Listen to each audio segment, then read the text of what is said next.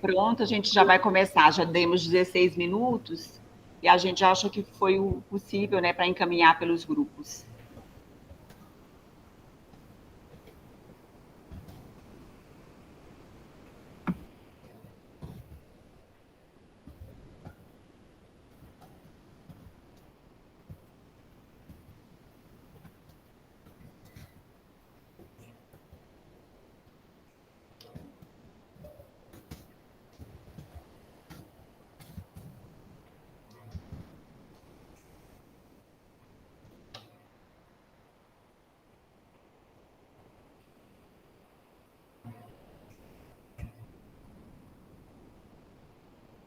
Oi, Adina, desculpa aí, mas eu estava aqui pertinho.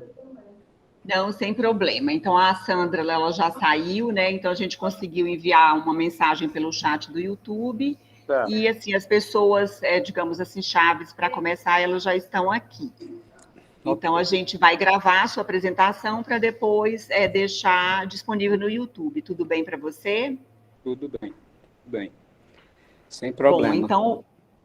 então o professor Henri de Holanda Campos, né, que digamos assim, nós o admiramos muito. Então, muito obrigada, professor, por estar aqui conosco nesse momento.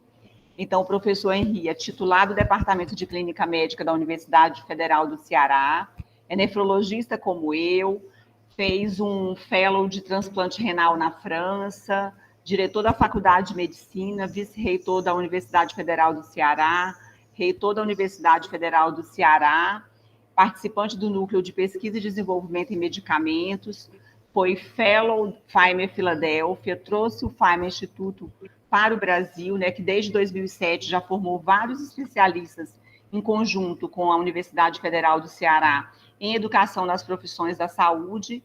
Então, a gente é uma honra recebê-lo, professor. Então, dentre esses vários professores que o MEPS tem, vários foram formados na especialização no FEMER Instituto Brasil. Então, muito grata também por ter contribuído com a formação dos docentes desse programa.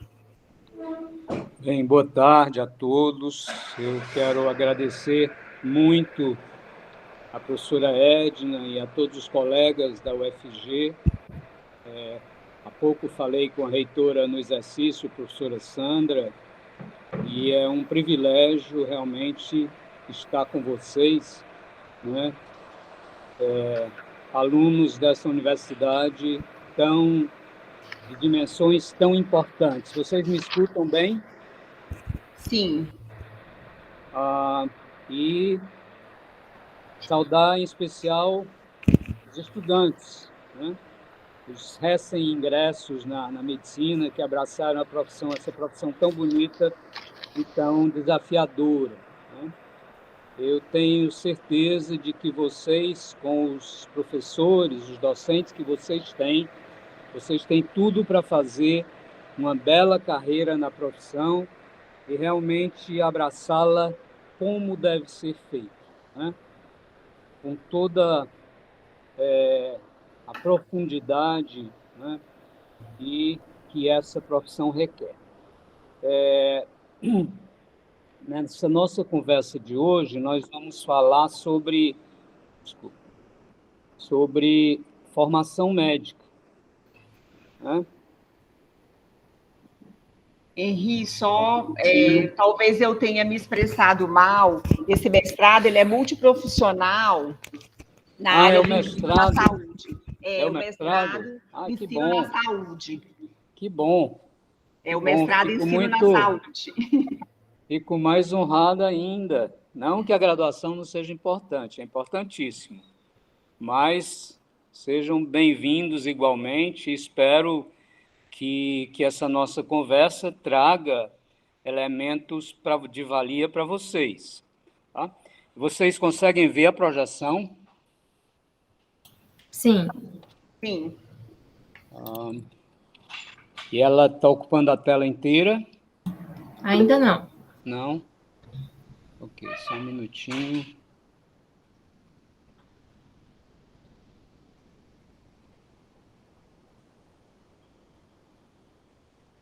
E agora? Agora sim. Sim? Ok, então essa nossa conversa, né, que resultou desse convite muito honroso, como eu já disse, formulado pela professora Edna, é para que nós conversemos um pouco sobre os desafios para o ensino e a formação dos profissionais da saúde. Eu coloquei aí, ao invés de médicos, coloquei profissionais da saúde em um mundo em transformações. É um título muito feliz para esse encontro, porque ele dá bem uma dimensão do que nós vivemos, né, nesse momento. Principalmente depois que nós tivemos essa pandemia, que eu não particularizei, mas a gente vai poder falar lá na frente, se não, nós temos tempo para conversar sobre isso. Acredito que vai ter um momento para debate ou para pergunta, não sei.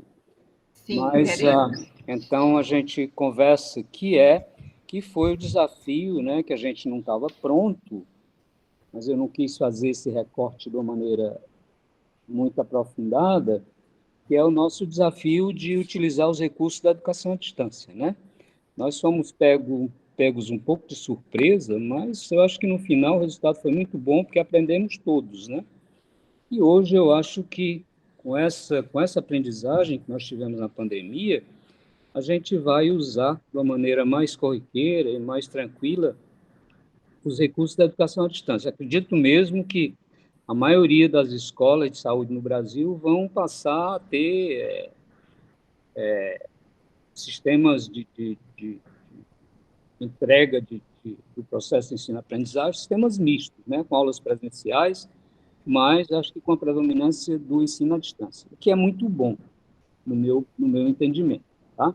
Nessa apresentação, a gente precisa incluir uma fala sobre esse movimento global de mudanças na educação médica. Na verdade, mais uma vez, sempre que eu colocar educação médica, por favor, vejam a educação nas profissões da saúde. A gente falar um pouquinho dos conceitos de competência e de profissionalismo, quais são as necessidades que nós temos de estabelecer padrões mínimos, que cada vez são mais padrões globais na educação nas profissões da saúde, quais são as implicações e o que isso nos traz de reflexão.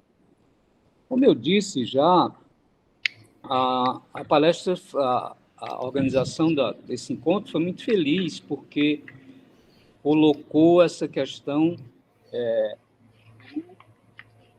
do mundo em transformação. Né? Na verdade, nós vivemos já há bastante tempo, né, um mundo em transformação. Em 1999, uma revista de economia, Perspectivas de Business e Mudanças Globais, ela já chamava a atenção, né, da questão da expectativa de vida das pessoas, né, aumentando, né, e eles extrapolam aí, dizem que chegamos àquele tempo em que uma pessoa de 400 anos de idade está gemendo em seu leito de morte e uma outra está lutando para nascer. Então, a gente está sempre vivendo mudanças de cultura, a ciência evolui muito rápido, né? A sociedade, as instituições. Então, sempre a gente acha que está sendo mais rápido que de tudo que o mundo já experimentou. Em 1945, né, exatamente há 66, não é isso? 66 anos atrás, teve hoje o ataque a Hiroshima, né? A primeira bomba atômica, né, que foi chamada de Little Boy, né, que destruiu aquela ilha e matou 86% da população, mais de 40% das pessoas. Grande tragédia e que trouxe muitos ensinamentos, né? Muitos ensinamentos, em especial para a medicina e para outras áreas de conhecimento, né, como a questão da química, da física, enfim. E agora a gente vive um momento que é especial e que nos obriga a, mais uma vez, ter uma referência, e como referência, a globalização, né? Porque as profissões da saúde, o conhecimento, a pesquisa em saúde, há muito tempo é tradicional que se cruza fronteiras, né? a gente faz muita troca de experiência, a gente aprende muito um com o outro. Os médicos, os profissionais de saúde, de maneira geral, estudam e prestam serviço em vários países, né, diferentes daqueles seus de origem. É conosco, isso é. Aqui no Ceará, a gente tem muita participação dos nossos alunos nesses intercâmbios internacionais. É um estado que tradicionalmente já manda há muitos anos estudantes do exterior. Então, há também muitos acordos e convenções, né, que abrem portas para essa mobilidade e a gente vai assimilando padrões educacionais que acabam se tornando comuns, né? E o que é muito bom também são os reconhecimentos de qualificações, processos certificativos, né? E a gente, graças a essa mobilidade, a gente hoje tem muito menos problema para trabalhar nos outros países, né? A globalização, ela afeta, a gente não sabe quantos, mas acredito que mais de 8 milhões de médicos hoje, servindo a 7, quase 8 bilhões de habitantes que nós somos. Numerosas escolas médicas, só no Brasil são mais de 300, né? Com currículos que parecem semelhantes, mas que, na verdade, eles têm grande variação no seu conteúdo. Poucas são as escolas que avaliam os resultados do seu esforço educacional, então a gente fica um pouco sem parâmetro para entender isso de uma maneira globalizada, e a gente tem uma proliferação de novas escolas médicas, como aconteceu e continua acontecendo aqui no Brasil, né? Um outro aspecto que a gente precisa considerar também, em relação à educação das profissões da saúde, são as dificuldades de financiamento do sistema de saúde, né, que trazem aumento de custo, políticas restritivas, né, e isso gera uma consequência disso é a ameaça ao humanismo e aos valores médicos, né, que a gente vive, né, isso em cada momento de crise se acentua. Aqui no nosso país mesmo, a gente viveu muito isso, a gente vê isso também em outros países, né? O Brasil com coisas bem particulares, como essa questão da cloroquina, enfim. E uma necessidade também de que os benefícios sociais, os sistemas em si, continuem funcionando, né, de uma maneira equitativa, né? Então, isso traz consequências diretas para o nosso trabalho enquanto educadores, né? Porque a gente tem uma ciência, a tecnologia da informação, a biotecnologia, né? Hoje a gente não sabe nem dizer quantos artigos são produzidos num determinado campo por dia. Então, isso traz novos desafios éticos, sociais, legais para para as profissões da saúde, né? Além disso, a gente não pode ignorar que o papel de qualquer organização da saúde ela é muito diferente, é fundamentalmente diferente de todas as outras organizações. Porque nós trabalhamos com a preservação da vida humana, né? E aí eu digo nós porque o nosso trabalho ele tem uma relação direta com a oferta de serviços, né? Seja ambulatorial, seja hospitalização, a gente tem que tratar pacientes, ofertar serviços, né? Nesse momento, nós tivemos uma crise muito grande e dilemas éticos muito importantes nessa crise da Covid, né? Qual paciente eu vou intubar, qual paciente eu vou colocar no respirador e qual paciente vai morrer, né?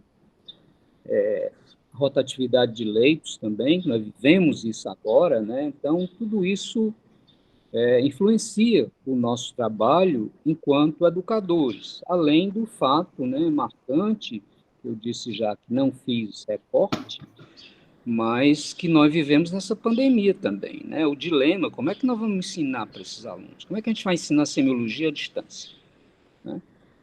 Então, as implicações são diretas, mas parece muito evidente que há uma necessidade, nós acredito que nós que nos interessamos pela educação, né, no ensino superior, concordamos, há uma necessidade de mudar as profissões, a educação das profissões da saúde, né?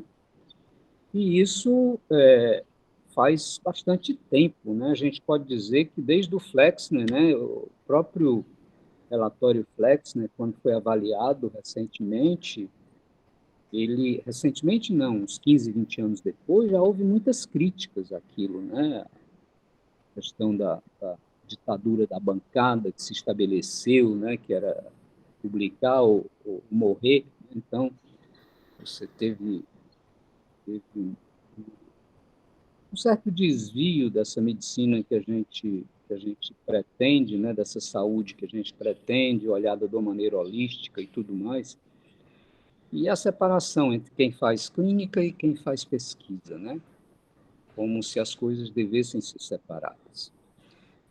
O fato é que em todo o mundo parece muito clara a necessidade, primeiro, de melhorar a qualidade da assistência à saúde das populações, que é para isso que nós trabalhamos, né? Então, a necessidade de mudança nos perfis, nas estratégias de formação, ela não se restringe ao Brasil. Ela é uma realidade detectada em todo o mundo. Então, essa mudança só ocorrerá se as escolas assumirem o compromisso de atender a essa necessidade da nossa sociedade contemporânea, né, com mais responsabilidade social, respondendo mais prontamente às demandas da população, que sempre mudam, né? Então, as nossas escolas e as universidades, elas tiveram durante muito tempo um caráter muito neutro, né? Nos embates políticos, nas questões sociais. Isso foi muito ruim, afastou as universidades e a universidade perdeu muito protagonismo.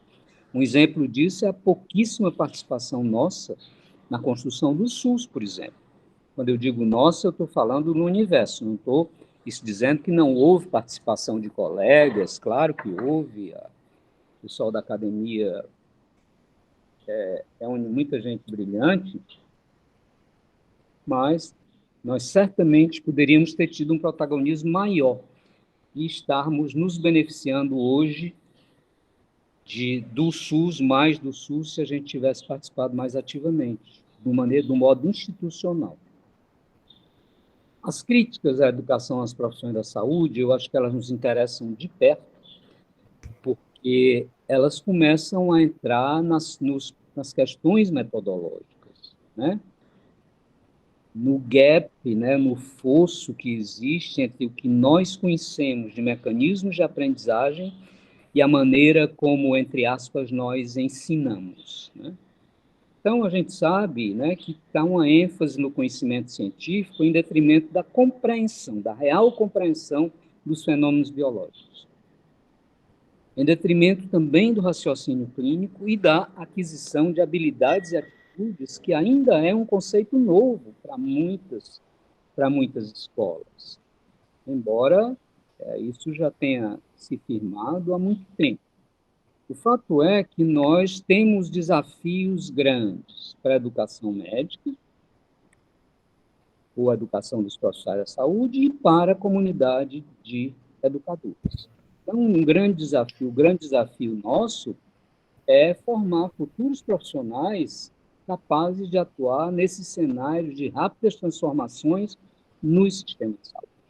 E aí a gente vai ver um pouquinho mais à frente, quando a gente analisar o perfil dos profissionais de saúde hoje, né?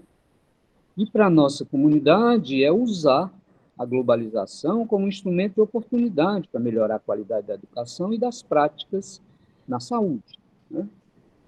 E isso é muito importante, né? A gente conviver, aproveitar, absorver o que é feito lá fora, trocar experiências, né? Hoje, tudo isso, esses contatos são muito facilitados, né? Acho que vocês aí são um bom exemplo de fazer intercâmbios com centros nacionais e internacionais. Então, os desafios que a gente enfrenta no ensino da saúde, eles são muito comuns, né?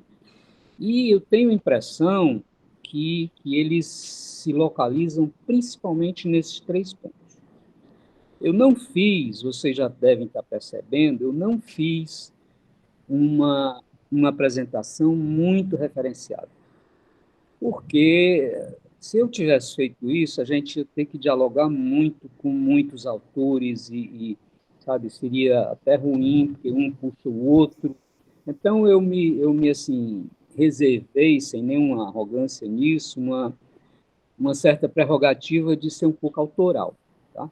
Eu acho que depois de anos de caminho nessa coisa, a gente começa a formar as nossas concepções, e aí eu digo, isso aí, nada do que está aí é só meu, tudo é muito compartilhado, né, com os colegas do FAIMA, com todas as pessoas com quem a gente trabalhava, inclusive com vários colegas aí da Federal de Goiás, como a Edna, a Alessandra, o Flávio, Loretti, enfim, Fátima Souza, vou começar a falar, acabo esquecendo alguém, mas todos, né, têm uma história e contribuem com o desenvolvimento da educação. Então, a gente pode já começar a colocar as nossas coisas. Então, como eu digo, nós vemos que os desafios maiores são práticas pedagógicas tradicionais, né, um predomínio absoluto de aulas expositivas e centradas no professor. Né? Se utiliza recursos tecnológicos de uma maneira incipiente ainda, né, quando existem muitos, e agora, né, na pandemia a gente se deu muito conta disso, né, e outras formas inovadoras de ensino. É muito bom você ouvir as pessoas colocando as experiências que tiveram agora na pandemia, inovando, né, como isso foi bem recebido pelos estudantes. Né? Mas, de uma maneira geral, um outro ponto também ameaçador são os nossos currículos com organização fragmentada do conhecimento. Então, o caminho nas profissões da saúde parece levar, né, conduzir a gente para redesenhar os nossos currículos, né, para a gente ter trajetórias, percursos mais flexíveis, para a gente pensar mais em interdisciplinaridade, quer dizer, fugir cada vez mais daquele conceito de disciplina isolada, né, onde muitas vezes o aluno está vendo um tema na anatomia, outro na fisiologia, outro na histologia, né, completamente ao mesmo tempo, né, fora de contexto, né, e estimulando exatamente aquela aprendizagem superficial, né, da memorização, né, também o aspecto da interprofissionalidade, dificílimo, né, porque a gente ainda está muito lentamente oferecendo essas oportunidades para os nossos alunos, e, no entanto, quando eles saem, o que se diz é o seguinte: agora vocês vão trabalhar em equipe, agora vocês são equipe, né?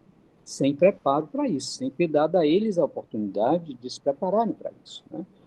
Outro aspecto também importante que a gente precisa dar mais atenção é a questão de aprendizagens múltiplas a partir de diferentes cenários. Quer dizer, resumindo, isso quer dizer o quê? Que todas as ocasiões e todos os ambientes onde a gente tem prestação de serviço em saúde, ou a preocupação, o foco é a saúde, ele é um local de aprendizagem. Isso tem sido incorporado, né? As universidades têm saído dos seus muros, dos seus castelos, buscando parcerias com o sistema de saúde, ocupando outros espaços, né? Também para dar ao estudante, aquele que está em formação, uma visão mais integrada da coisa, né? Porque é um desafio. Então, em resumo, são modelos de formação mais abrangentes, mais flexíveis e mais integradores, né? As diretrizes que têm sido colocadas, eu não digo nem esse governo a gente não pode ter como referência, porque nós, infelizmente, só andamos para trás, né? Mas nos dois governos anteriores, todas as diretrizes, seja na saúde, seja na educação, elas propunham intervenções indispensáveis à preparação de uma força de trabalho adequadamente preparada para responder aos desafios atuais e futuros do nosso SUS. E esse deve ser, né, o nosso objetivo, né, né? Quer dizer, quando a gente percorrer esses caminhos que existem aí abertos para as profissões da saúde, a gente tem que pensar nessa premissa e nesse dever nosso, né? E aí vem a questão das competências, né? Por que, então, a gente deve priorizar o desenvolvimento de competências? A gente vê no Antônio Weiss, por exemplo, o dicionário dele define competência como uma capacidade decorrente de profundo conhecimento que alguém tem sobre um assunto. E o Aurélio diz que é capacidade, que é aptidão, mas será que é isso que a gente traduz na prática? Na prática, competência em educação em saúde é a soma do conhecimento, né, das habilidades, sejam habilidades motoras, sejam habilidades psicossociais, como habilidade de comunicação, por exemplo, como a destreza para realizar um procedimento, uma manobra diagnóstico-terapêutica e, importantíssimo, também as atitudes e valores que eu vou procurar que o meu estudante, que os nossos estudantes desenvolvam, né? Então, cada vez mais há uma ênfase em competências universais, essenciais, né, que requerem não só o estudo das questões médicas em si, né, mas também um saber, né, mais engajado, mais, digamos, com lentes novas, né, com olhar sobre o profissionalismo. O que é profissionalismo? Na prática, na realidade, né? Exige um conhecimento de ciências sociais, exige um conhecimento mínimo que seja sobre a economia da saúde, exige um conhecimento, um manejo de como tratar a informação, como buscar a informação qualificada, né? E, obviamente, exige um conhecimento do sistema de saúde. Isso, até há pouco tempo, não fazia parte das nossas agendas de formação, né? Então, isso hoje são competências globais, como aí listadas, as principais, valores profissionais, a atitude, o comportamento, a ética, claro que com a fundamentação científica da medicina e das demais profissões da saúde, aí devia se ler fundamento científico da saúde, a habilidade de comunicação, as habilidades clínicas, né, o conhecimento sobre saúde das populações e o sistema de saúde como um todo, tratamento da informação, que eu já me referi, e também a capacidade de uma análise crítica que favorece, né, a realização da pesquisa, que pode ser muito intensificada no nosso dia a dia se a gente souber aproveitar bem aqueles elementos que a gente tem todo dia na nossa prática, seja nos nossos encontros educacionais, seja na lida com os nossos pacientes. O Brasil definiu, aí está um pouquinho desatualizado, porque nós temos a atualização das diretrizes em 2014, acredito, né? Mas as competências foram ampliadas, principalmente nessa questão do conhecimento do sistema de saúde, do tratamento da informação, a questão da gestão, né? Mas são essas, a atenção à saúde individual e coletiva, a questão de tomada de decisão, que é importantíssima, né?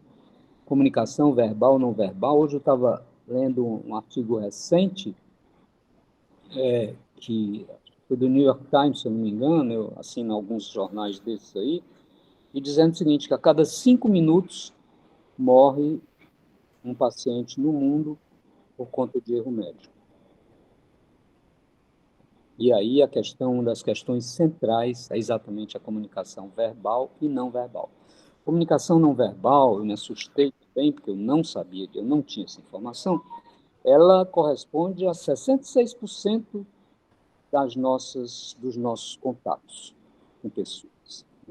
A questão da liderança, as habilidades, né, a capacidade, o conhecimento mínimo de administração, de gerenciamento, gestão, e a questão da educação permanente, né? Aquilo que você precisa se habilitar e buscar ser um eterno aprendiz, né? Como disse muito bem o nosso Milton Nascimento, né?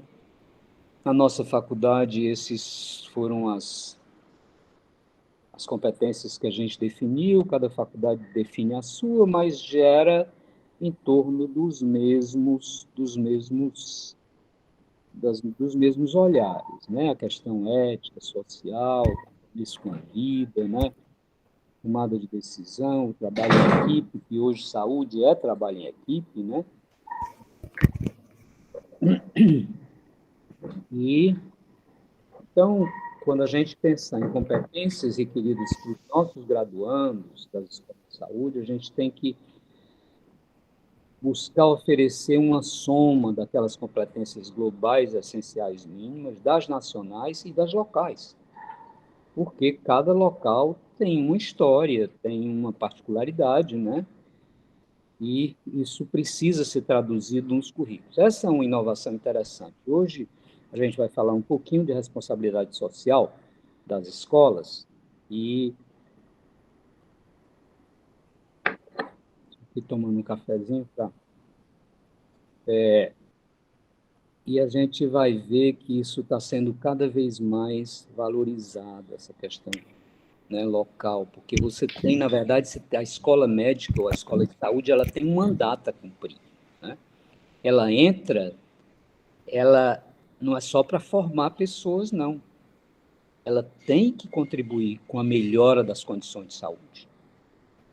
Lembro muito bem quando a gente estava instalando as escolas dos mais médicos, aquelas 38 escolas da Rede Federal de Ensino Superior, que eu fui em Juiz de Fora e encontrei a secretária de Saúde. Ficou muito feliz com a gente lá para abrir uma escola. Ela me disse uma coisa: professor, eu espero que seja diferente do que ocorreu com o curso de odontologia, que está aqui há mais de 50 anos. E quando eu era criança, quando o curso chegou aqui, meu pai era político, eu fiquei muito feliz, porque uma coisa que me incomodava muito era viver numa cidade de desdentados. E nada mudou, porque hoje eu continuo vivendo numa cidade de desdentados.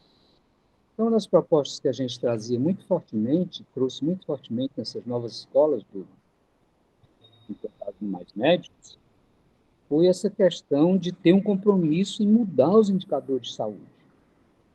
Porque você não está ali, seu bel prazer, exercitando a sua docência ou escolhendo a sua pesquisa, não. A sua pesquisa tem que ser direcionada para aquilo que está afligindo a população, né? A sua extensão tem que enxergar também as oportunidades que você tem de interação. Então, isso muda todo o conceito que a gente tem, né, que traz uma universidade mais aberta, né? Uma universidade menos elitista, mais presente,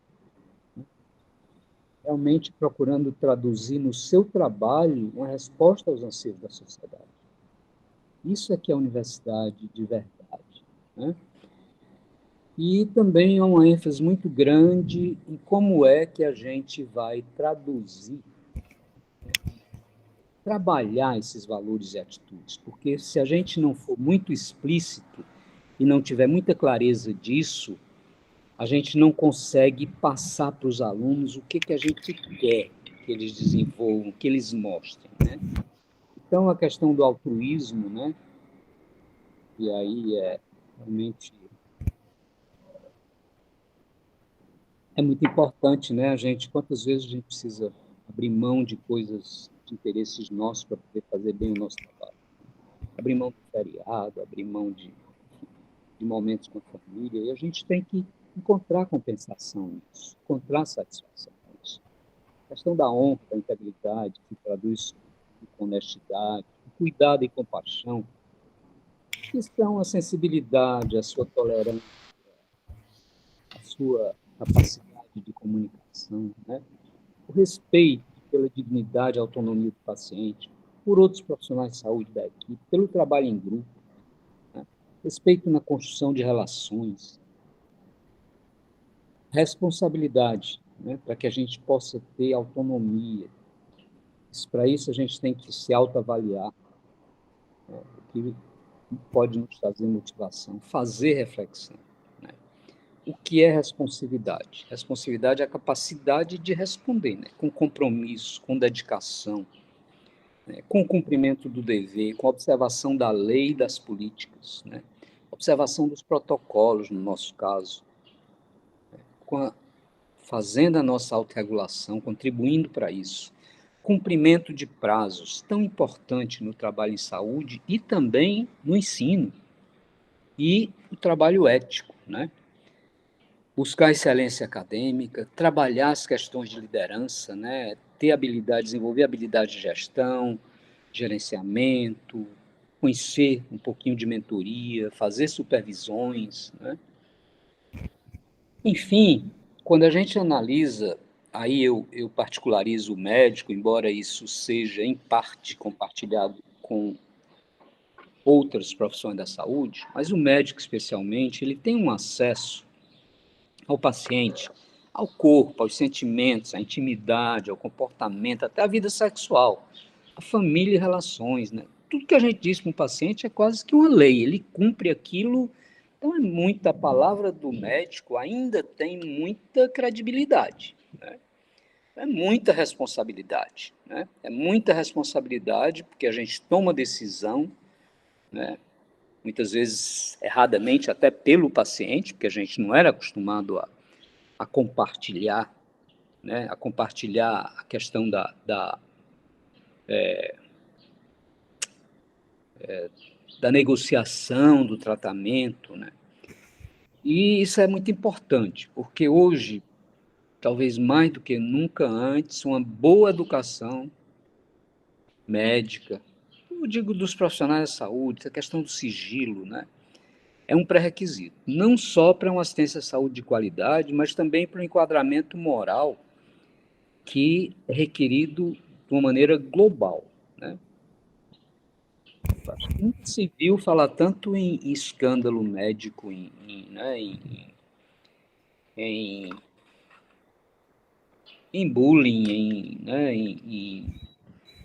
nesses atentados, né, às mulheres, a coisa desse tipo. Você pergunta, meu Deus, o que um profissional desse, como é que ele foi formado, né? Então, as questões de violência, as questões de gênero, né, uma falta de respeito, uma falta de preparo muito grande para tratar para isso, né? Na verdade, esse mundo globalizado, ele requer um novo perfil de profissional. É que a gente já falou muito dessas habilidades aí, né? Mas, veja, tudo pede, tudo exige diálogo, tudo exige negociação, tudo exige reflexão, né? Sai do ar aquele profissional absoluto, que é o dono absoluto da verdade. E ele toma as decisões conversando com o paciente, conversando com seus colegas das demais profissões. Ele entende a hora que ele lidera e a hora que ele deve ser liderado. Essa é a beleza do trabalho em equipe, né? Então, a gente costuma dizer que o perfil 5 estrelas dos profissionais de saúde hoje pode ser resumido aí. Ele é um cuidador, ele sabe tomar decisões, né? Ele é um comunicador, um bom comunicador. Ele tem liderança na comunidade e ele é um bom gerente também, ou gestor. Então, são competências que o século XXI exige, né? Flexibilidade, produtividade, cada vez o trabalho é mais, ao mesmo tempo que ele é flexibilizado, ele se torna mais exigente também.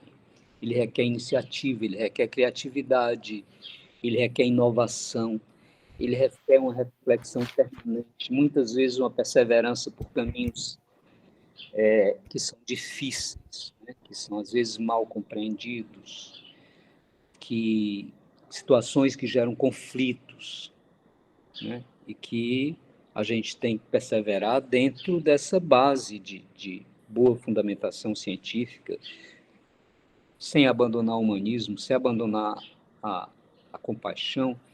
Então, tem momentos que exigem muita maturidade da pessoa, né? E a gente vê como os nossos alunos chegam muito novos à universidade, né? principalmente no Brasil e em países que têm um sistema de entrada parecido com o nosso.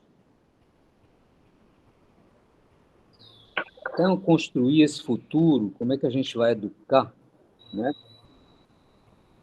É, na verdade, um desafio, né? Primeiro, eliminar essa fragmentação que a gente tem nos nossos cursos, nos nossos currículos, com esse conceito disciplinar, né? Tem uma palavra que eu acho horrível, que é a tal da grade, né? Grade do currículo, que é um negócio que você vê já que a ideia é de aprisionar, de circunscrever a coisa. Por que eu não posso aprender a fazer animação, né? Fazer as bases, né? Daquelas manobras essenciais de vida, né? No primeiro ano. Por que tem que esperar o terceiro ou o quarto? Não, gente. Não existe isso. Essas marcas temporais somos nós que inventamos, né? Então, todas essas coisas, elas levam a um conhecimento, a construção de um conhecimento muito fragmentado. E lembrar que existe um sistema de saúde, né? Graças a Deus, até por força das circunstâncias, hoje a gente tem um sistema de saúde funcionando melhor nos seus diferentes níveis. Mas foi muito difícil, porque nós, profissionais de saúde, formados há mais tempo, nós éramos mais resistentes a isso, né? Então, são novos valores que nos desafiam aí, a questão da qualidade. Graças a Deus, a população cada vez mais bem informada, exigindo tratamento digno, né? Um tratamento equitário, né? Nós temos que levar em conta a relevância dos fatos e dos problemas, priorizar aqueles que são mais importantes, colocar ali o foco da nossa pesquisa e também pensar como um gestor na questão do custo e efetividade, para que a gente possa, né, oferecer saúde para todos, que o desafio é criar essa convergência num meio fragmentado, né? Isso traz também implicações para os nossos alunos, né, que deve ser uma instigação nossa, né, colocá-los a pensar qual é o nosso papel no mundo, né? Então, o estudante de medicina é fundamental que ele, como estudante, ele se engaje num mundo novo, num mundo que precisa ser novo, porque ele já traz da escola secundária, né, do cursinho, aquela coisa da memorização, hoje um pouquinho melhor depois do ENAD, né? Então, mas são preconcepções, né? Então, o aluno chega com vícios que vai ser difícil tirá-los, né? Então, é aquela coisa de estudar apenas para obter aprovação em prova, né? E essas preconcepções, se a gente não tiver cuidado, elas vão para fora da sala de aula, né? E se manifestam em comportamentos anômalos, né? Comportamentos prejudiciais, muitas vezes para os pacientes, mas, sobretudo, para esses jovens em formação. Então, estimular os alunos a pensar globalmente, isso aí eu acho muito bonita essa metáfora, acho muito interessante, o pessoal do FAIMA deve conhecer, porque a gente sempre projeta isso, bota os nossos mapas lá de cabeça para baixo, que o mundo vai ver só de que ângulo, ele varia muito, muda muito, né? Depende do ângulo que você tiver colocar seu foco. Aqui é o mundo como ele é, como aparece nos mapas tradicionais, e aqui é o mundo como ele fosse se eu estivesse olhando o mundo de acordo com a prevalência do HIV, né? Você vê que a África, o continente africano, ele cresce, né, extraordinariamente, né?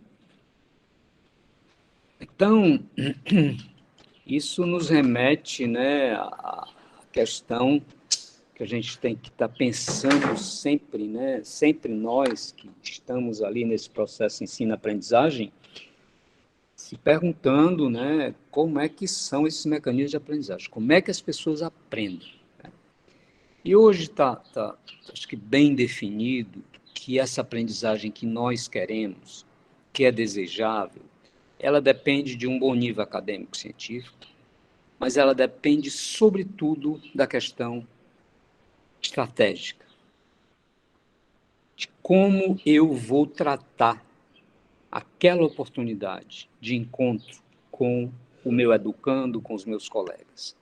Então, é essencial uma aprendizagem colaborativa baseada na prática, né? Nós não podemos mais falar nada que não seja contextualizado, né? Então, os resultados começam a ser quase que imediatos, né, quando você usa essas estratégias. Então, a questão da metodologia dialógica, né, a interação entre participantes. Nada é mais estimulante e mais vital para uma aprendizagem, realmente aprendizagem que a gente diz aprendizagem profunda, aquela que dura, né? Porque a aprendizagem ela emerge a partir daquilo que se torna significativo para nós. E isso vai decorrer daquilo que nós experimentamos, né? Em que contexto? Das condições em que se inicia o momento de aprendizagem. Então, aí, todo cuidado é requerido também com esse momento do encontro, né? Do encontro com o educando. Ele precisa ser prazeroso. Ele tem a educação, ela deve ser lúdica. A gente deve ter muito prazer em trabalhar como docente e proporcionar prazer também e alegria também nos nossos estudantes. Precisamos trazer leveza para esse processo, né? E aí tem coisas que a gente precisa fortalecer para os nossos estudantes da melhor maneira possível, usando metáforas, usando situações reais, né? Que, para a gente desenvolver competência em determinada área do conhecimento, nós devemos, por exemplo, ter uma profunda fundamentação de conhecimento factual. O que é isso? Vamos pegar a medicina, por exemplo.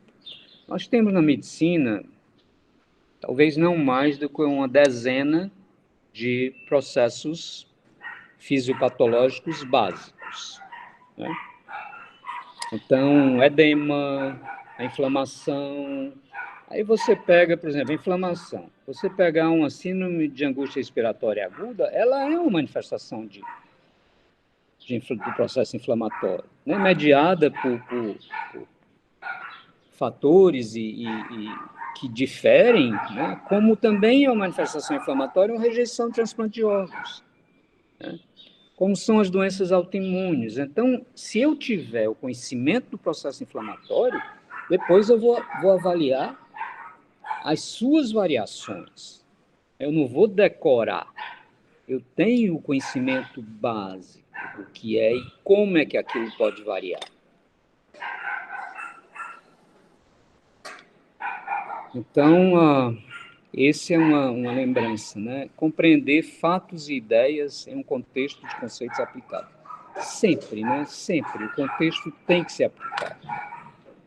Então, se eu trago um conhecimento que está associado a uma história de vida, né? Eu tenho muito mais elementos para que a aplicação desses conceitos ela seja mais bem fundamentada. Estou associando a fatos, a pessoas, a vida real. E o conhecimento organizado dessa maneira, ele tem uma mobilização muito maior, porque o nosso conhecimento ele é organizado assim em prateleiras, digamos, né, no nosso cérebro.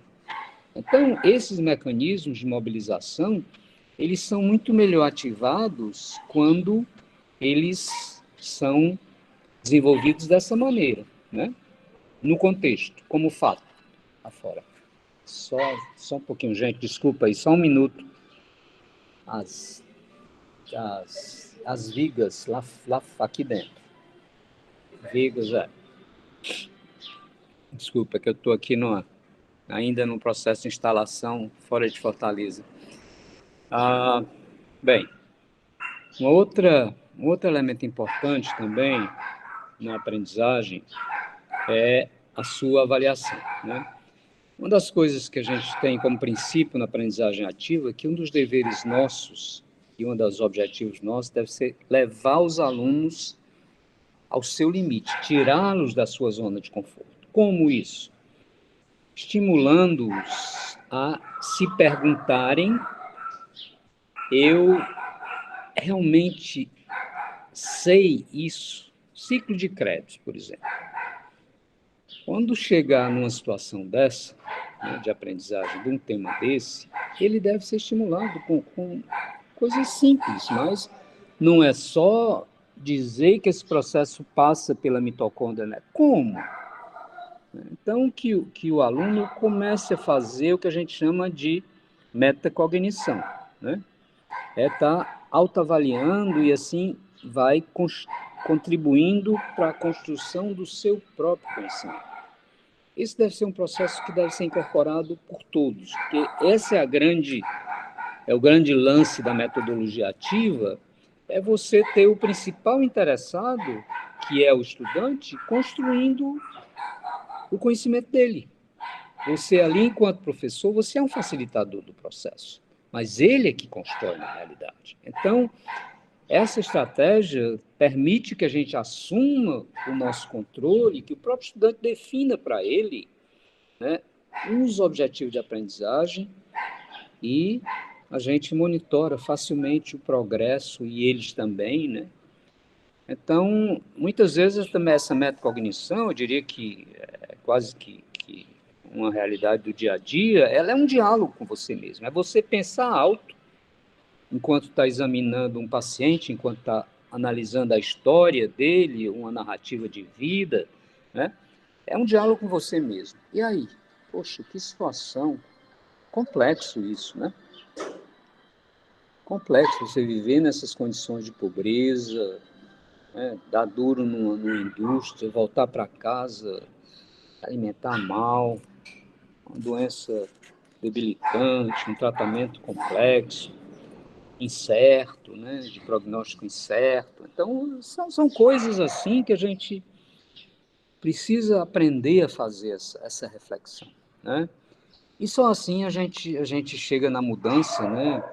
Esse aí os Weimerianos conhecem muito bem, porque é uma mensagem que a gente coloca no nosso primeiro encontro, né? Tem um tempo em que a gente precisa abandonar as roupas usadas, né? Já tem a forma do nosso corpo, esquecer os nossos caminhos, porque os nossos caminhos velhos, caminhos, nos levam sempre aos mesmos lugares. Então, é um tempo de travessia, né? Eu acho que a gente procura ter mais conhecimento e tudo para aplicar, né? E aí, essa questão educacional, ela é muito intencional e muito política. Então, se a gente não assumir isso mesmo com vontade, a gente não faz a travessia, né? Porque a gente vai estar usando aquelas mesmas estratégias que os nossos professores, antigos professores, sem nada de detrimento deles, do trabalho deles, mas que precisam mudar, né? Então, é muito bonita essa passagem aí do Fernando Pessoa, né?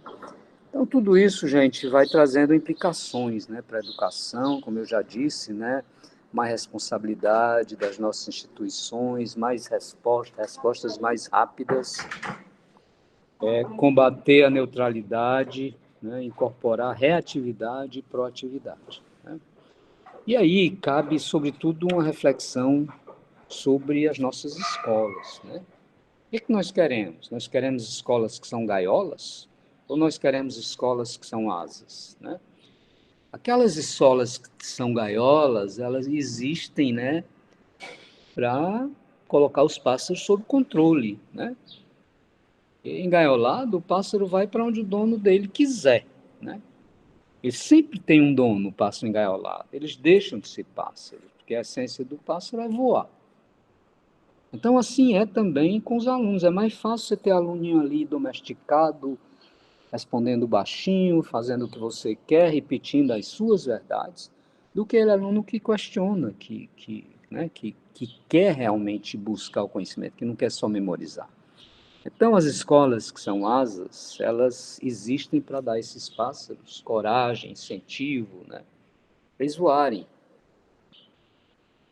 Elas não ensinam o voo, porque o voo já nasce dentro dos pássaros, né?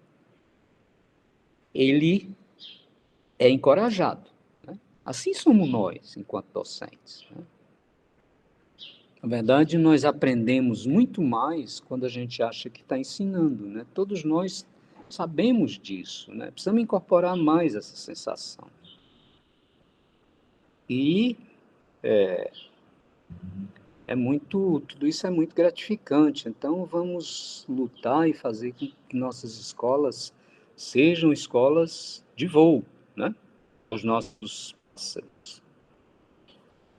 Aí, gente, um pouco com essa visão combinada desses pontos que a gente tratou, muito superficialmente, tentando ver um pouco, né, um pouco a coisa escola articulada com o sistema de saúde, a gente tem essas aí que são apontadas pela Yvonne Steiner, que é uma mulher que esteve aqui no Brasil com a gente várias vezes, uma pessoa brilhante, que trabalha muito o desenvolvimento docente. E ela cita esses pontos aí como tendências, né, para o ensino-aprendizagem. Educação interprofissional, né, obviamente uma educação baseada em competências, a questão do profissionalismo, da responsabilidade social. Uma atenção à diversidade cultural e à humildade. Aprendizagem colaborativa, que nós não falamos ainda, mas que tem tudo para ser um grande sucesso. Aqui na universidade nossa, nós temos um programa que é sensacional e que resgata os alunos e diminui a evasão e tudo mais. Nós fizemos isso também quando eu era vice-reitor e que houve o primeiro ENAD para os nossos alunos do interior. Então, nós combinamos que a gente ia abrir as escolas do interior, junto com a secretária de Saúde, de Educação, atual vice-governadora, a Isolda, e a gente abria as escolas e ensinava essa estratégia da aprendizagem colaborativa, onde aqueles alunos mais desenvoltos, eles ficam ali orientando os seus pares, né? Então, esse é o ensino por pares, por estudantes, que aqui na aprendizagem colaborativa ele é para grupos maiores, né? E tem também uma aprendizagem autodirigida, né? Que a gente usa muitas vezes intuitivamente, né? Mas que talvez não explore todos os recursos. É a questão, por exemplo, um exemplo bom disso aqui é a tal sala de aula invertida, né? Onde você dá ao aluno a oportunidade dele estudar e aprofundar um tema e trazer no outro dia a coisa para você e para os colegas. Cada um faz um enfoque, enfim, ou estuda um caso clínico, enfim. Essa é uma aprendizagem com foco, né? Aprendizagem dirigida e que o estudante pode incorporar aquilo e tomar para ele como orientação, como método, né? Ao mesmo tempo, nós temos também desafios do sistema de saúde que refletem no nosso trabalho, né? Porque eles refletem na saúde da população, eles refletem as demandas dos pacientes, como as inovações tecnológicas, por exemplo, né? Elas influenciam as demandas da população, a diferenciação profissional, né? Diferenciação não só em muitas especialidades, mas também em domínios. Hoje a gente tem quantas profissões da saúde? Até um tempo atrás eram 14, hoje eu acho que são mais já, né? A gente tem profissões que ainda não foram regulamentadas no Brasil, mas isso está em constante movimento. Então, esses desafios aí eles influenciam o sistema de saúde e também o nosso trabalho enquanto educadores. Fato é que nós já tivemos reformas, né? Reformas no sistema de saúde que são acompanhadas por reformas no nosso trabalho educacional, né? E, né, aqui, quando a coisa era muito baseada na ciência e tudo mais, era um currículo mais científico, com base na universidade, depois veio a questão do contexto, né, a aprendizagem baseada em problemas, as metodologias ativas, que passaram a ter mais uma especificidade maior, né, assim, um locus próprio, né, tirando aquela neutralidade da universidade, aquele rigor das ciências duras, né? Porque nós absorvemos muito isso. Quando as faculdades de medicina foram para as universidades, elas absorveram muito essa coisa das ciências duras, né? O rigor, a falta de flexibilidade, a coisa que era muito do matemático, do físico, dos caras das ciências exatas, né? que hoje também estão profundamente transformadas. Você vê, física hoje é uma coisa maravilhosa, com a visão holística. Eu trabalho com físico em saúde, e são um dos caras mais produtivos que a gente tem. E agora que a gente pensa de uma maneira mais sistêmica em termos de sistema mesmo, né? Os sistemas educacionais. Então, baseado em sistemas. Esse diapositivo é de um artigo do Frank, que ele publicou no Lancet em 2010, e que ele descrevia o profissional do século XXI, né? Gente, nós, como é que a gente está vendo isso no Brasil, né? Slide antigo é um slide do Feimer que eu gostava muito de mostrar, que na verdade não é meu, é do Dr. Francisco Campos, que fez uma grande gestão na Secretaria da Gestão do Trabalho e Educação na Saúde, né? Ele e a Anistela Haddad trouxeram um benefício enorme para o país, com várias iniciativas assim, que a gente chegou a ficar na ponta de lança no mundo com esses programas de inovação educacional e as mudanças, as transformações que ocorreram. Pena que tudo, infelizmente, dura pouco, né? Nós temos aí, em 2016, o golpe da presidente Dilma e uma reversão completa do que a gente tinha, né? Que era um modelo onde você analisava cenários, o eixo teórico, né? E a metodologia. Isso aí é a nossa escola mais tradicional possível, né? Sempre hospital, né? Estudando as doenças de ponto, doenças raras, né? E as aulas, sempre aulas tradicionais, né? O ensino no hospital em ambulatórios, né? Aí isso já foi uma evolução, ir para o ambulatório, ir para um ou outro cenário, as doenças comuns e mais prevalentes, e não só as doenças de ponta, né? Começar a olhar um pouquinho para a epidemiologia, né? E, finalmente, o desejável, né? Que a gente use tudo, como a gente já falou, né? Hospital, ambulatório, centros comunitários, casa das pessoas, por que não, né?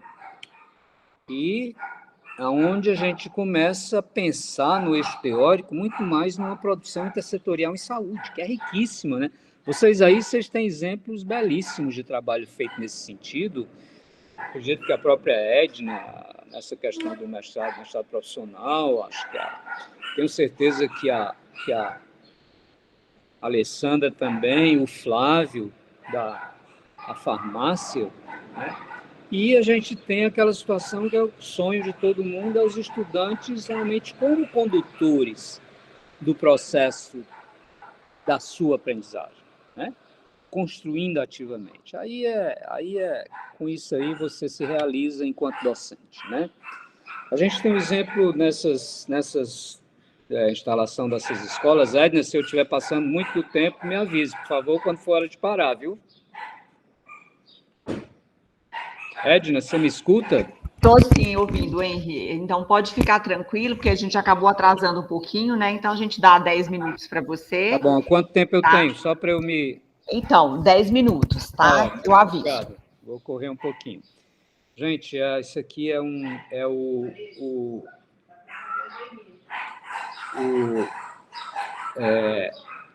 agora eu vou falar um pouquinho de uma experiência muito interessante, que é a implementação desse curso de medicina da Federal do Rio Grande do Norte, né? É um curso, o desenho dos cursos foi semelhante para todos, mas eles fizeram de uma maneira exemplar isso, né?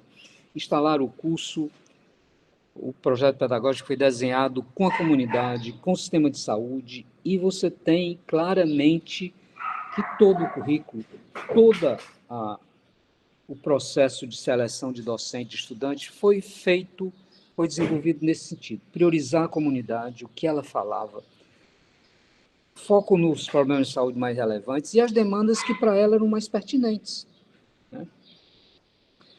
Então, o trabalho não podia ter outro resultado senão um sucesso muito grande. Aí são audiências públicas que foram feitas quando o curso desculpa, estou voltando, opa. quando o curso foi aberto.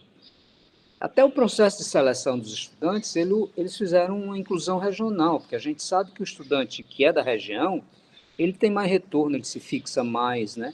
Então, eles deram uma cota de 20% no score final. Eu falei ENAD, mas é ENEM, né? Que é o Exame de Acesso à Universidade. Desculpa aí.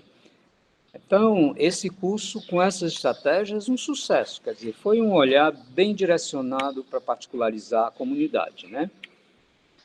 E isso é responsabilidade social, a chamada social accountability, que é aquela obrigação de orientar a pesquisa, a oferta de serviços para atender as prioridades de saúde das comunidades locais, região e o país, com os quais a escola tem um mandato a cumprir. Essa é uma definição da minha querida amiga Bjorg Palsdottir, que a gente trabalha junto no network, e a Bjorg tem um trabalho fantástico em Nova York com educação e saúde, e ela realmente ela não é médica, ela nem é profissional de saúde, é da administração, mas ela trabalha com uma organização chamada The Net, que se a gente tiver tempo a gente vai fazer uma referência, e trabalha muito essa questão da interprofissionalidade. Eu acho que essa definição dela foi muito feliz, esse conceito de social accountability, ele é muito importante. Quem é que define essas prioridades? Governo, serviços, organizações de saúde e principalmente as comunidades, aquelas desassistidas. Então, isso foi feito em muitos cursos que foram implantados. Eu acredito que aí em Goiás, vocês tiveram 2 cursos que eu tinha notícias muito boas também.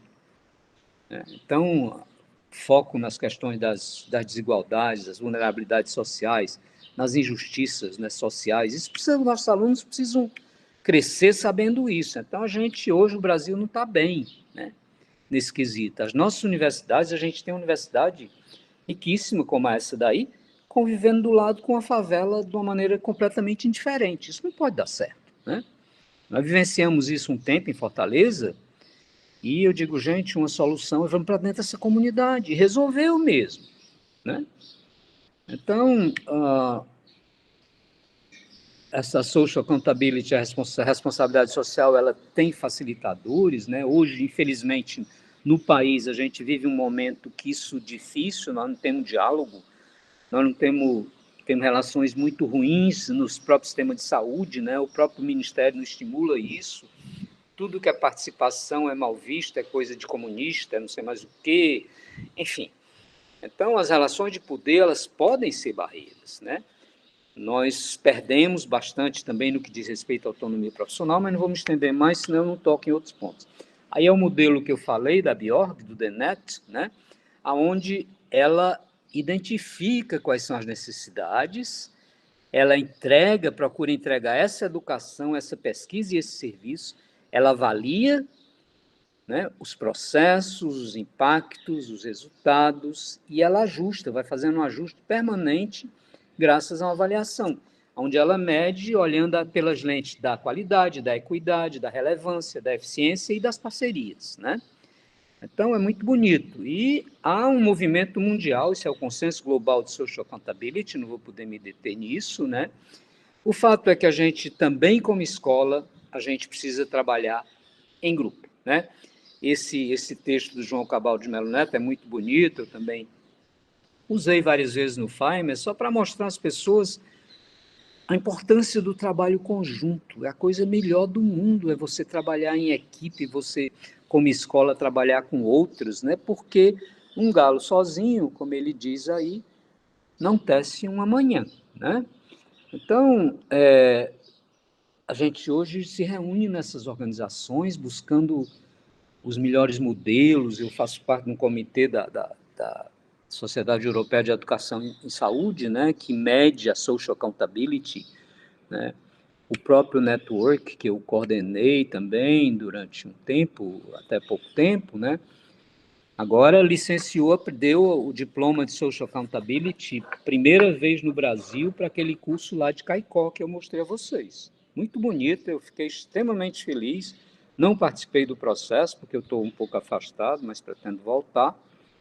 E foi muito gratificante a gente ver, né? Porque esses compromissos, as escolas estão assumindo cada vez mais. Aqui são informações sobre a Universidade de Ontário, né, que também tomou para si esse mandato de contribuir para melhorar a saúde das pessoas e comunidades lá na região onde ela está implantada, né? E diz aqui claramente que uma forma de cumprir esse mandato é aumentar o número de estudantes que optam por viver e trabalhar na região após a graduação. Então, perfis de alunos que reflitam a demografia da população do Norte. Então, nós, como docentes, nós temos que nos bater por essas estratégias também. Como eu disse, a educação, para ela ser bem-sucedida, né, a gente tem que fazer essa coisa política, né, como o Paulo Freire deixa muito claro, a educação é política, é intencional. Novo México, né, é um estado que tem uma equidade em saúde invejável entre os estados americanos. Isso aqui foi uma visão de 2020 que eles já alcançaram, né? Essa social accountability, ela chega na escola, dentro da escola médica, né? Então, a escola médica começa a falar, né, contra a injustiça, fazer uma crítica social reflexiva, né, e não sair daquele aspecto só cognitivo e retórico, né? E os estudantes também. Os estudantes também apreciam muito esse envolvimento das escolas e passam a ver as coisas de outra maneira. Aí, gente, a gente não pode falar, eu não fui muito autoral, mas o Paulo Freire a gente tem que ser muito, tem que respeitar, né? E aí, eu acho esse diapositivo riquíssimo, né? Quando ele diz ensinar uma especificidade humana, né? Não há docência sem discência, ensinar não é transferir conhecimento, né? É necessário um respeito à autonomia do ser e dos saberes do educando. Portanto, educação é uma forma de intervenção no mundo, é a sua forma de intervenção no mundo. Oportunidade única, né? Dada a poucas pessoas, daí a gente ter que ver como privilégio essa oportunidade de ser docente. E ele diz, né, ele fala dessa necessidade de você ser curioso, né? De você realmente se engajar na busca, porque senão você nem ensina, nem aprende, né? Um outro educador muito respeitável, eu coloquei aqui os de maior destaque, é o Edgar Morin, né? Na verdade, ele não é Edgar, ele é um judeu árabe, né? Radicado na França, e o nome dele é Naum. E ele diz, né, que a maior urgência e importância no campo das ideias não é rever doutrinas e métodos, e sim elaborar uma nova concepção do próprio conhecimento. Então, essa coisa da complexidade é muito interessante, a gente pensar, a gente vai ver, realmente a educação é complexo, né? Como, por exemplo, mandar um foguete para a Lua, quem dava muito esse exemplo era o Stuart Manning, um amigo nosso que trabalhou muito com a gente, trabalha ainda no Brasil, um cara muito brilhante nessa questão de educação profissional, principalmente na área da saúde, e o Stuart dizia, você construir um foguete para ir para a Lua é difícil. Agora, complexo é criar um filho, né? Então, na verdade, nossa tarefa é muito complexa de educadores, porque são um pouco filhos o que a gente está criando, né? E aí, é preciso, né? Quem diz isso é Rubem Alves, outro grande sujeito, em Histórias de Quem Gosta de Ensinar. Ele diz que é necessário acordar, né, o educador que existe em cada um de nós. Então, essa é a mensagem, né, que a gente quer deixar aqui, né, que nós temos outros papéis, né, além do papel acadêmico, do professor, do cientista, do curador, né, nós temos adormecido em nós essas habilidades, né, precisamos acordar essas habilidades de liderança, de gestão, né? E aí, gente, eu vou falar um pouquinho dessa questão da autoridade, porque a autoridade é uma das coisas mais temidas pelos professores. Ele teme perder a autoridade. Perder a autoridade na minha sala de aula? Isso é tudo menos, assim, né? É preciso ter confiança, né? E ter um entendimento do processo. A autoridade, ela se desenvolve, né? Se desenvolve numa relação cada vez mais, quanto mais horizontal, melhor, né? Então, não é imposição. A autoridade, a gente lidera o processo educacional pelo exemplo. Fico com pena de não poder falar dessas coisas aqui, do Dewey, do Deus Ex Machina, enfim, porque não dá tempo, a cosmologia, enfim. Mas aqui estão referências interessantes para a gente entender essa questão, né? Então, é certo que nós vamos ter outras competências a acrescentar durante o século XXI, né? Agora, e que a gente construindo essa cultura da competência, a gente se pergunta, quando eles olharem para nós docentes, eles vão se ver a si mesmos. Se isso acontecer, a gente foi muito bem sucedido, né? A competência chama a atenção de que não adianta falar em competência se ela não estiver atrelada em um processo de avaliação, tá? E aí vou correr mais só para não deixar de falar isso aqui e falar um pouquinho de avaliação, porque a avaliação é o rabo que balança, né, o cachorro. Então, a avaliação é que move o processo educacional. E nos tempos pós-modernos, ela tem que sair desse modelo cartesiano, newtoniano, né? Essa medida, a avaliação somativa, a avaliação para dar nota como a gente faz hoje, nós medimos deficiências. E se a gente olhar bem, é assim também que são orientados os nossos currículos. São orientados também para que a gente possa medir, né? Quanto que a avaliação na perspectiva pós-moderna, ela é uma forte incentivadora do diálogo, né? Da reflexão. A reflexão é transformadora da experiência, da negociação comunitária. O fazer, a gente faz no privado. E a crítica em público, para que a gente aprenda a conviver com a crítica. Agora, uma crítica respeitosa, construtiva, apreciativa. Sempre a gente vai ter feito, o nosso estudante vai ter feito alguma coisa boa. Então, é pegar aquilo que ele fez de bom e dizer, olha, foi muito bom nisso. Agora, vamos tornar isso ainda melhor? Eu sugiro isso. Então, essa é essa questão do feedback também.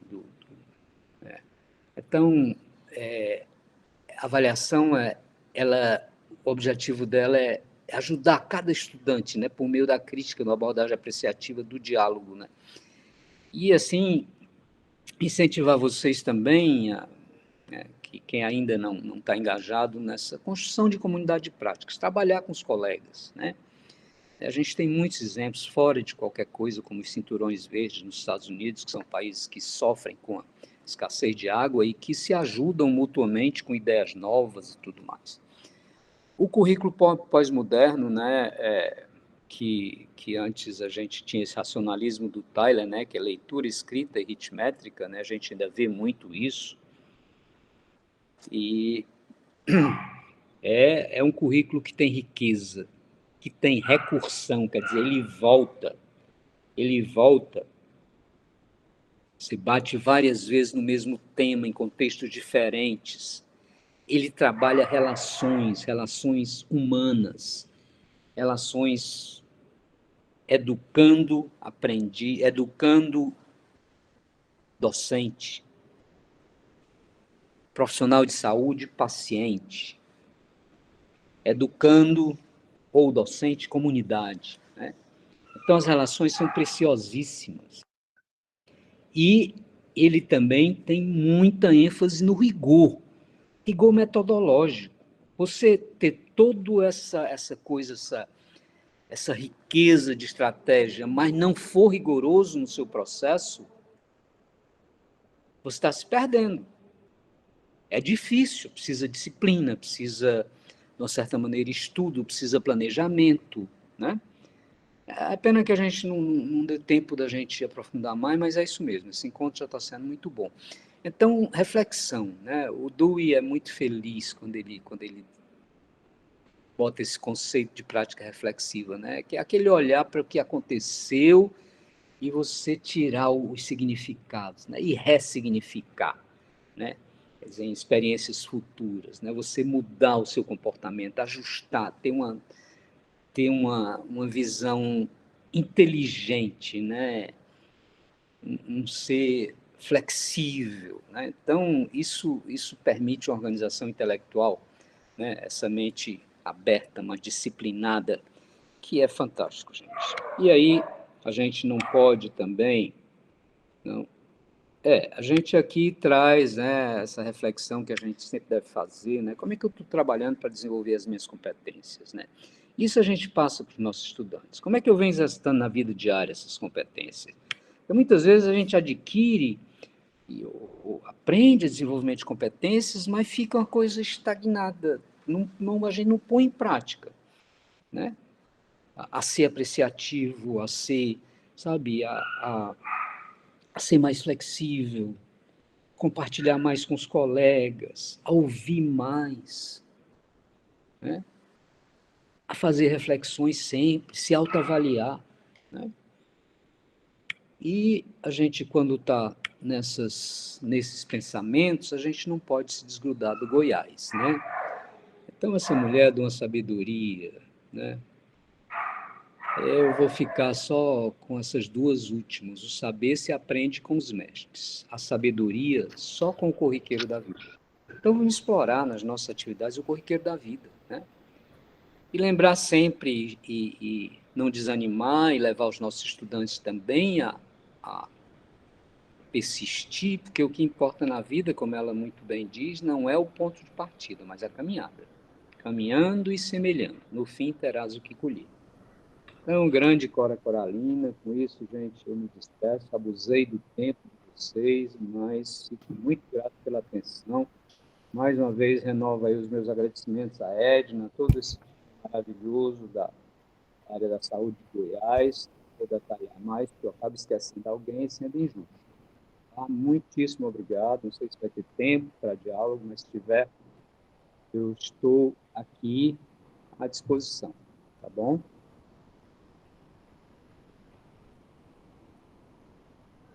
Então, professor Henri, fechando a apresentação, para a gente te ver um pouquinho. Eu vou só um pouquinho aqui. Não sei se a minha tela vai voltar, mas acho que volta. Só um pouquinho.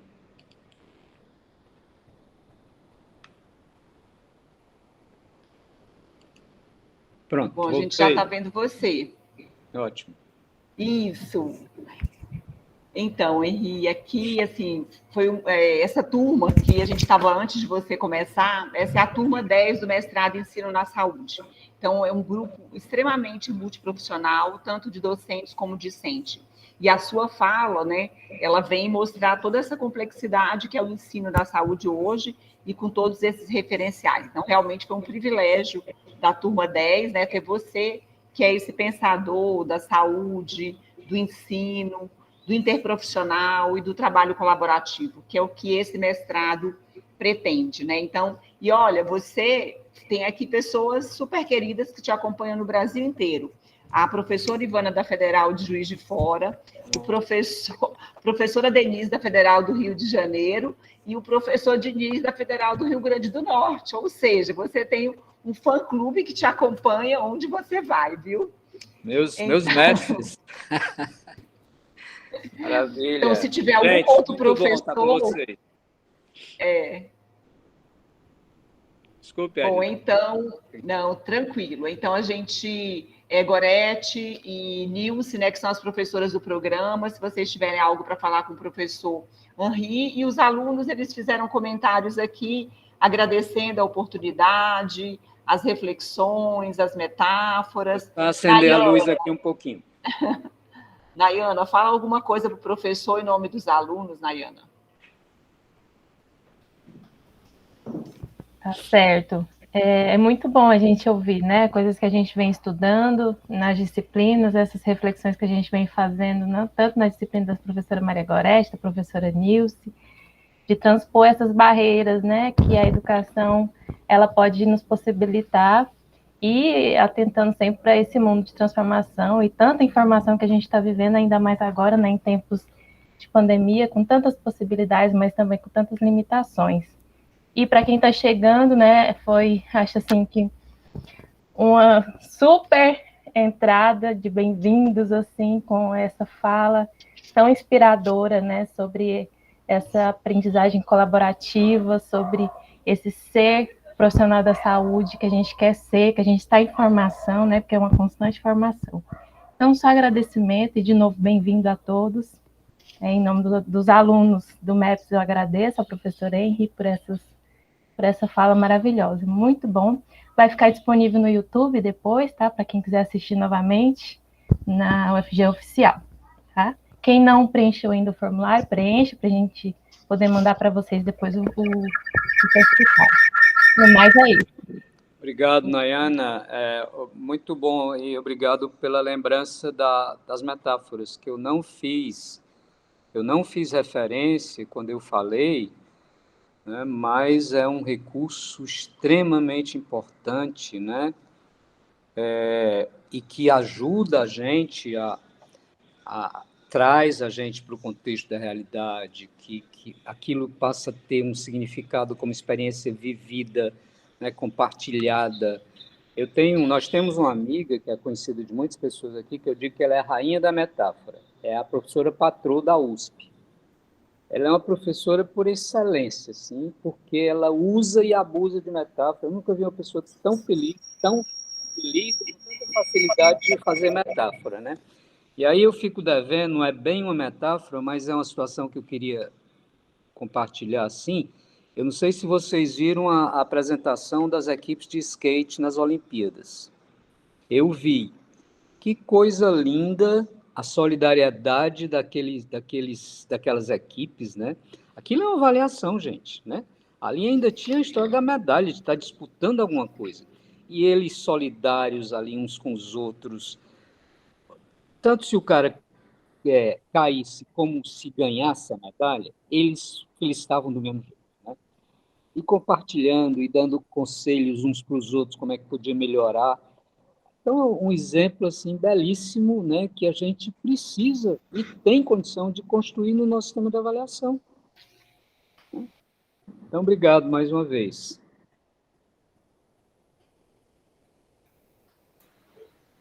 Então, só cumprimentando o professor José Ricardo, também dá bem, viu, Henri? Eu queria agradecer ao professor.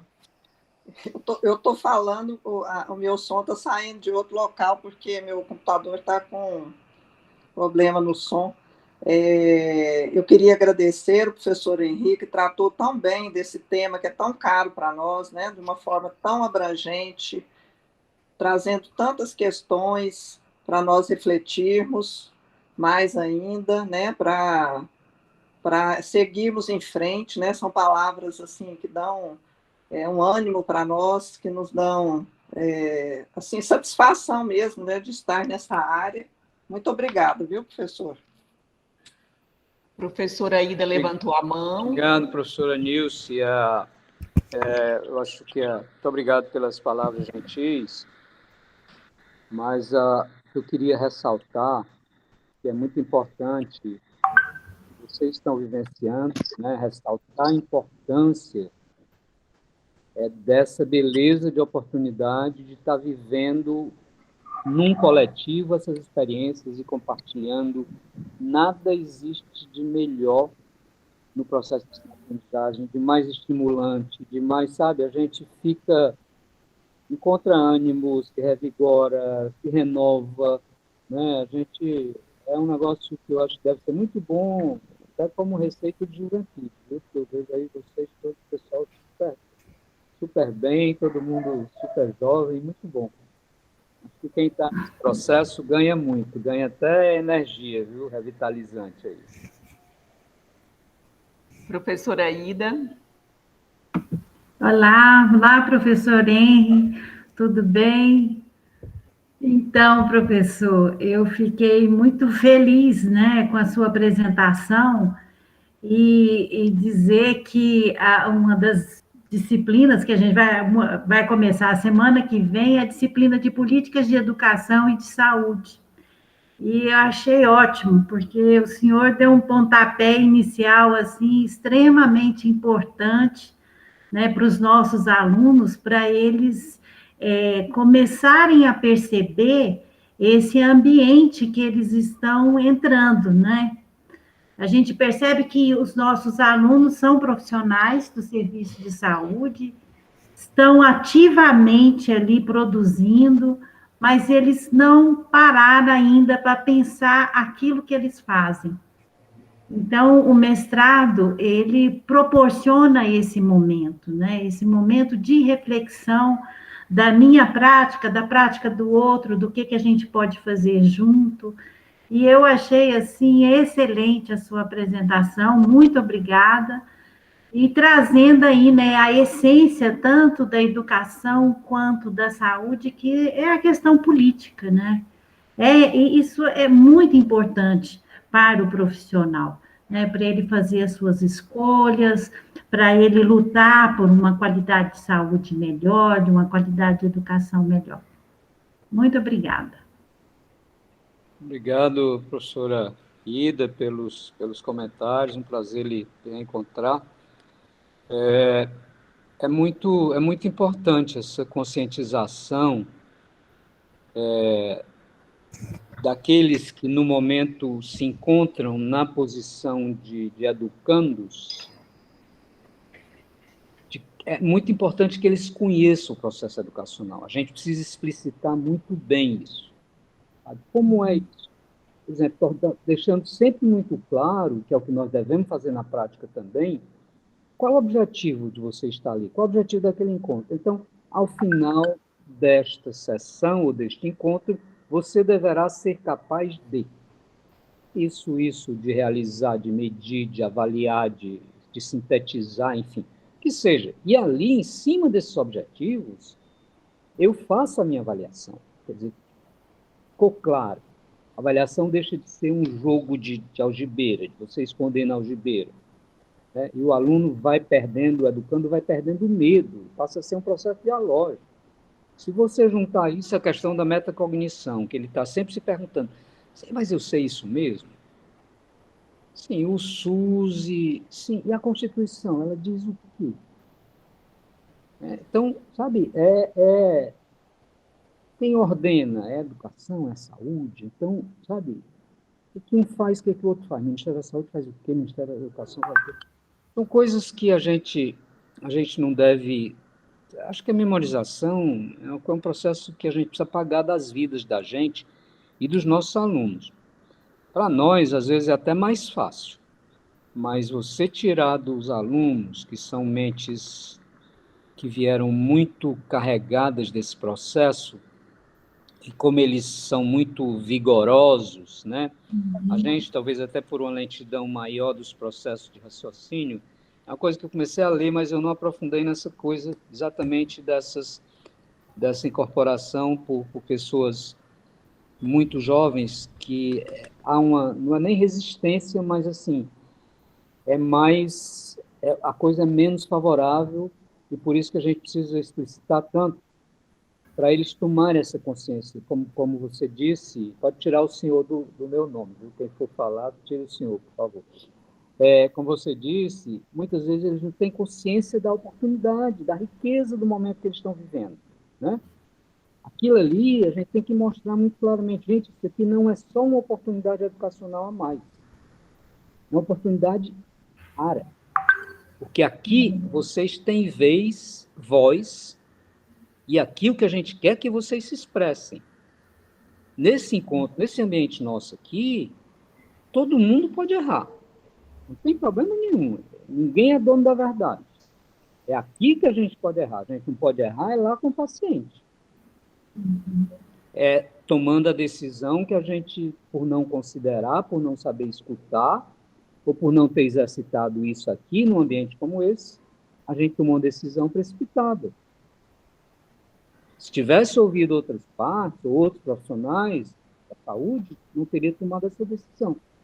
Então, essa é a riqueza, né, do ambiente seguro de aprendizagem, né, onde você tem a convergência de vários saberes, né? Então, isso favorece muito a aprendizagem.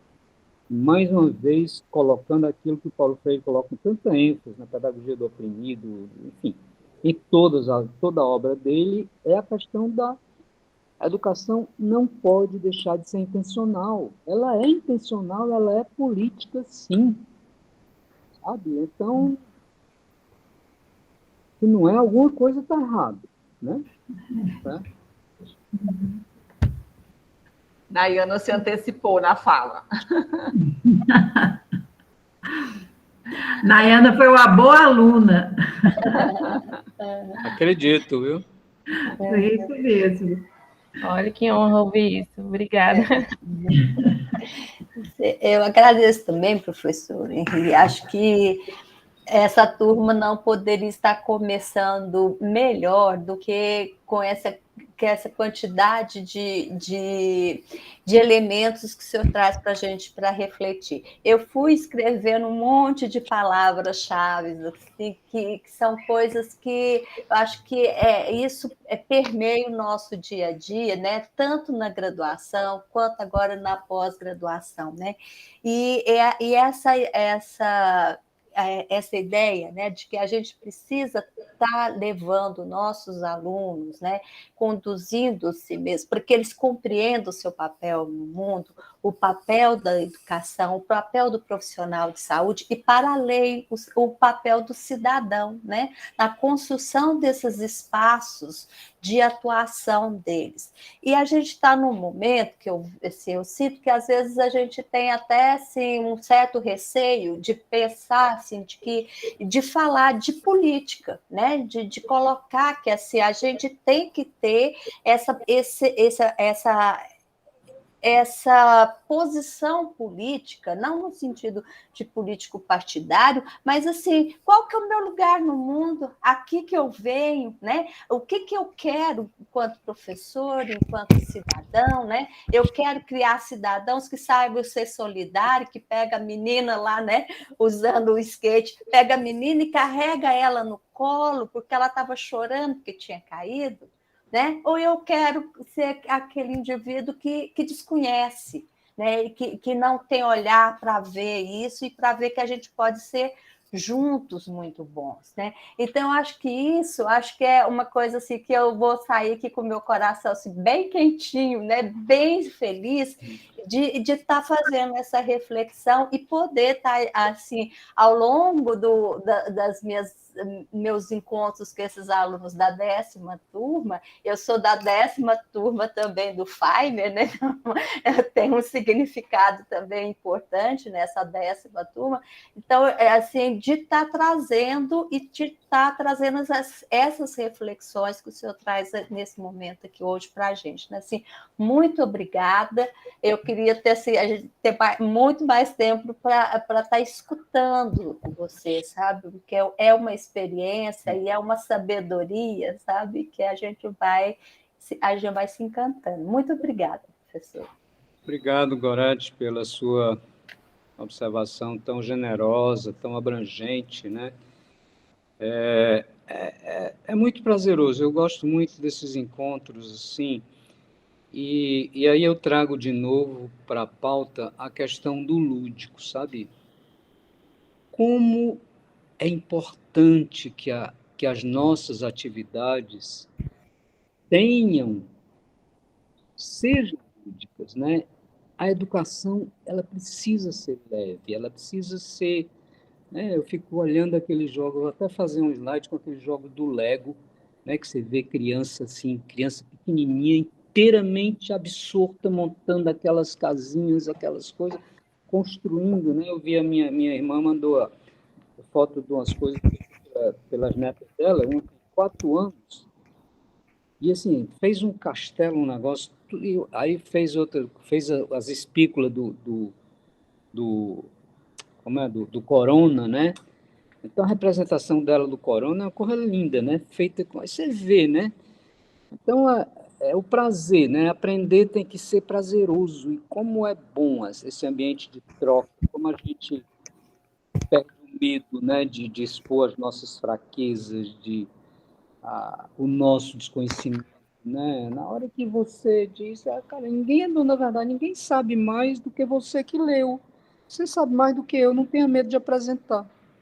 né? Com certeza sabe mais do que eu. Estou aqui pela estrada, pelo tempo, para lhe mostrar um outro caminho, né? Para que você talvez não sofra o que eu tive que sofrer para aprender, né? Porque no tempo da gente era muito comum, na medicina pelo menos, os caras diziam assim, não, tem que sofrer. Eu sofri na residência, sofri muito para aprender isso. Que conceito, né? É coisa que, assim, isso é antipedagógico, não é convite, né? E tem que ser, né? Esse ambiente de vocês, que vocês construíram, um ambiente maravilhoso para você conversar, para você aprender. É isso aí, eu acho que essa pandemia chamou muita atenção da gente para isso, sabe? Eu acho que a gente tem hoje um mundo mais aberto ao diálogo. Eu concordo com você que a gente tem que se posicionar politicamente. Agora, isso implica diretamente no respeito a quem pensa diferente, né? Então, você entrar na coisa partidária não é muito recomendável, eu evito, né? Mas respeito muito, embora, assim, no íntimo eu acho absurdo, né? As pessoas que defendem determinadas ideias, né? Determinadas práticas, né? Mas você tem que ter tudo, né? O mundo tem que ter tudo, a gente tem que entender. Não adianta, quer dizer, entender não, que às vezes não entende, né? Mas conviver, para ter uma convivência saudável, para não entrar em choque, né? Principalmente nos ambientes de trabalho, né? Então, mas isso não impede você de colocar de uma maneira inteligente e até de uma certa forma sem ter o dedo acusador, né, as suas posições. O que você pensa? Você está defendendo, na verdade, está defendendo direitos ou valores universais. Quando a gente se orienta por isso, é muito fácil, muito mais fácil a gente se posicionar. A gente não localiza a coisa, a gente não vai, como se diz, catucar ferida, né? A gente vai levar uma gazezinha furacinada para revestir ali, para dar para... Né? Enfim, a queimadura, mas é muito legal. Obrigado. Henri, antes de finalizar, tem um aluno aqui dessa turma que chama José Antônio, que ele talvez seja a representação da responsabilidade social. Se o José Antônio quiser dar um oi para o professor Henri, eu acho que eu vou gostar de ouvi-lo. E aí a gente finaliza depois, né, porque a gente já está terminando a nossa meia hora de atraso. Certo. Mas se o José Antônio não tiver mais, tudo bem. Estou aqui, só não vou social conseguir accountability. Né? Fico muito feliz de poder ouvir isso tudo. Só contextualizando, professor, eu trabalhava com a saúde da família, né, quando iniciei o mestrado, e pelo aprendizado que fui trilhando nesse tempo, fui convidado para poder ir para a Escola Municipal de Saúde Pública, aqui em Aparecida de Goiânia. Então, a gente consegue, né, no nosso dia a dia, propor mudanças, propor realmente atividades que sejam capazes de tocar corações, vamos assim dizer. É um trabalho árduo, né, dentro das tecnologias leve, duras e duras, né, tentar impulsionar um pouquinho desse trabalho das tecnologias leves, das transformações, das mudanças, das adaptações que são necessárias para a gente, de fato, conseguir transformar esse dia a dia do trabalho, transformar o cotidiano, né, do trabalho, apoiar também a formação dos novos profissionais, é um desafio imenso. Trabalho aqui em Aparecida de Goiânia, que é na região metropolitana da capital, e a gente tem, né, várias faculdades de medicina que abriram, né, depois de 2014, que estão começando a trilhar esse processo, e é extremamente desafiador, né, receber um contingente imenso de alunos, são mais de 500 alunos de medicina, né, que semestralmente começam, fora todos os outros que já estão nos períodos, né, já avançados do curso. E a gente tenta, né, no dia a dia, apesar de ser muitas vezes taxado como burocrático, né, e aí o senhor falou um pouquinho da autoridade, né, então a gente às vezes precisa estabelecer alguns limites, estabelecer alguns caminhos para que as coisas possam acontecer, e ter cursado no mestrado já algumas disciplinas anteriormente me ajudou muito, né, nesse processo de estabelecer quais são esses caminhos e dialogar um pouco mais com as instituições de ensino sobre as mudanças possíveis e necessárias, tanto no serviço quanto nos currículos também. Obrigado, José Antônio, por trazer a tua visão aí, a tua experiência de quem está na ponta no serviço e, ao mesmo tempo, tendo uma preocupação com a formação, né? Muito legal isso. Você reúne aí, você alia duas condições que são muito favorecedoras de um trabalho futuro teu como educador, né? Essa oportunidade de estar engajado na prática, no dia a dia, e também, né, essa preocupação aí reflexiva, essa pequena análise que você fez já mostra muito isso. E com a propaganda que a Edna fez aí da sua responsabilidade social, da sua social accountability, então a faculdade precisa começar a ficar de olho em você, viu? Qual é a sua formação? Qual é a sua área de formação? Eu sou enfermeiro e tive a oportunidade de, na época, cursar tanto o bacharelado quanto a licenciatura. Então, já comecei a graduação também com um pezinho na docência, na educação. Maravilha, maravilha. Obrigado também por ter citado aquela questão da autoridade. Foi bom você citar, porque aquilo eu fiz um dia desse, eu estou numa disciplina da USP como professor convidado, e dia de segunda-feira, as aulas são terça e quinta, mas na segunda a gente tem um processo nosso interno de desenvolvimento docente. E aí uma das que chegou a minha vez, já tinha feito uma, fiz outra, e eu fui entrar em determinadas coisas mais aprofundadas, né? E incomodou bastante essa questão da autoridade. Quando eu disse que era o maior temor do professor era perder a autoridade, né? O que não significa, você lembrou muito bem, porque eu não tive tempo de detalhar, mas você falou muito bem, isso não significa que você não imponha limites, né? Você impõe limite brincando com seus amigos, você impõe limite com seus filhos sem necessariamente bater neles. Eu estou educando um labrador e aprendendo com o adestrador a impor limites a ele, de uma maneira legal, entendeu? Que faça ele fazer uma reflexão. Então, quando a gente fala, autoridade, não sei se você chegou a ver aquele slide, tem um detalhe assim, que ele diz que o auto só deveria ser usado quando dissesse respeitar você mesmo. Autoavaliação, autorreflexão, porque senão aí vira o perigo é não virar imposição, porque aí você destrói a confiança do aluno, ele começa a fazer um joguinho com você ali, né? Ele faz de conta que está aceitando, que está, né?